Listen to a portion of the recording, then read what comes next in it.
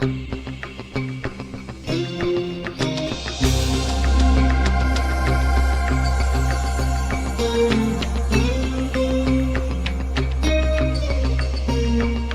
lesson of the Kissimmee River. Restoration works.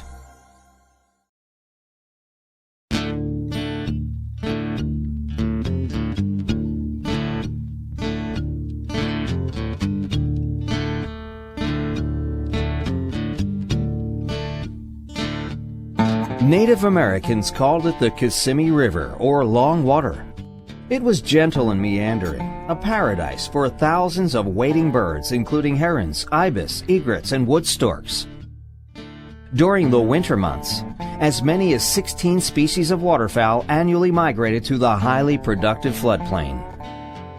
The historic river rose out of central Florida's chain of lakes and gently wove its way south through a 167-kilometer course, emptying into Lake Okeechobee. Its 2 to 5 kilometer wide floodplain provided a rich wetland habitat for many fish and wildlife species. In times of drought, the river remained within its banks. When rainfall was plentiful, water flowed across the floodplain, which often remained inundated for long periods of time. To balance these sweeping hydrological fluctuations and provide flood protection to newly emerging communities, the state of Florida asked the federal government to devise a flood control plan for Central and South Florida. As a result, a 90-kilometer-long, 100-meter-wide, 9-meter-deep flood control channel was excavated through the floodplain. The project was highly successful at providing flood control. However, the environmental impacts were catastrophic. The channelized river, now a series of pools controlled by water control structures, converted 44% of the floodplain to pasture, draining approximately 12,150 hectares of wetlands. This action severely impacted native fish and wildlife populations, including a 92% decrease in migratory waterfowl and a 74% decrease in the bald eagle population. Even before the project was completed in 1971, questions arose about the loss of the river's ecological integrity. Scientists and engineers concerned about these losses began to study the possibility of restoring the river floodplain system. Vital information in determining whether Kissimmee River and floodplain restoration was feasible came from a demonstration project conducted by the South Florida Water Management District in the mid to late 1980s. Several project components, including rediversion of the flow from the flood control canal back to the original river channel and reflooding of approximately 35% of the floodplain within the project area, were evaluated to determine whether hydrologic restoration of the river and floodplain would be feasible and beneficial. Results of the study convincingly showed that restoration was feasible and that re-establishing historic hydrologic conditions would result in the expected beneficial biological and environmental responses by vegetation, fish, and wildlife communities. As a result of the demonstration project, in 1992, the federal government authorized a joint state-federal project to restore the river, with the South Florida Water Management District partnering with the U.S. Army Corps of Engineers. In 1994, a project test fill on the flood control canal was initiated to determine the most efficient method of filling the canal and to determine the impacts of restoration construction on water quality and downstream transport of suspended material. A 300-meter section of canal was filled with the spoil material originally dredged to form the canal. Assessments showed that construction techniques were sound, with minimal localized impacts on water quality and no measurable transport of materials downstream.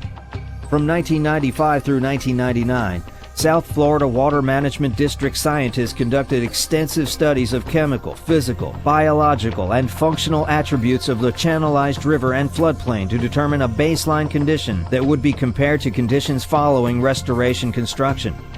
With this knowledge, scientists were able to formulate specific restoration performance measures that predict how these attributes were likely to respond following restoration construction. In June 1999, Phase 1 of a 4-phase construction project began. This phase was completed in February 2001 and resulted in the backfilling of approximately 12 kilometers of canal, recarving of 2 kilometers of new river channel, and demolition of 1 water control structure. In total, 24 kilometers of continuous river channel have been reconnected, and approximately 4,450 hectares of floodplain wetlands has been reclaimed. Although Phase 1 construction has not resulted in complete restoration of historic hydrologic characteristics, over 56 months of continuous flow through reconnected river channels and seasonal inundation of large portions of the floodplain in the Phase 1 project area have led to remarkable responses by river channel and floodplain vegetation communities, fish, and wildlife. Organic sediments and dense aquatic vegetation have been flushed from the once stagnant river channels. Native vegetation has recolonized the river channel and floodplain, and dissolved oxygen levels within the river have improved. Aquatic invertebrates, which are the base of the food web, have shown significant positive responses and have likely influenced the shift from rough fish back to game fish within the river channel. Wading birds, waterfowl, and shorebirds using the restored floodplain have significantly increased. The Corps is now ready to begin the next phase of construction. This phase will backfill an additional 3 kilometers of flood control and recarve 1 kilometer of new river channel. Completion of this phase is expected in 2007. Future phases in 2007 through 2011 will backfill an additional 20 kilometers of canal and remove 1 water control structure. Approximately 3,240 hectares of wetlands will be reclaimed. In the end, 35 kilometers of flood control canal will be filled, 14 kilometers of river channel will be recarved, 2 water control structures will be removed, and over 104 square kilometers of river floodplain ecosystem will be restored. Not only will river restoration objectives be met, but the project is expected to have positive benefits on a regional scale, while continuing to provide the same level of flood protection for central and southern Florida. South Florida Water Management District scientists continue to monitor and measure the ecosystem's path to recovery. The program is tracking initial and long-term physical, chemical, biological, and functional attributes of the river and floodplain.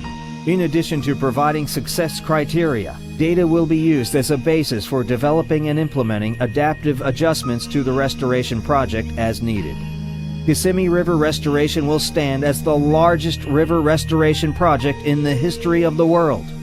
It is a project of national and international significance and has been studied worldwide by scientists, engineers, and policymakers. Although not yet complete, the river and floodplain have shown tremendous signs of recovery. Imagine what a treasure it will be upon completion.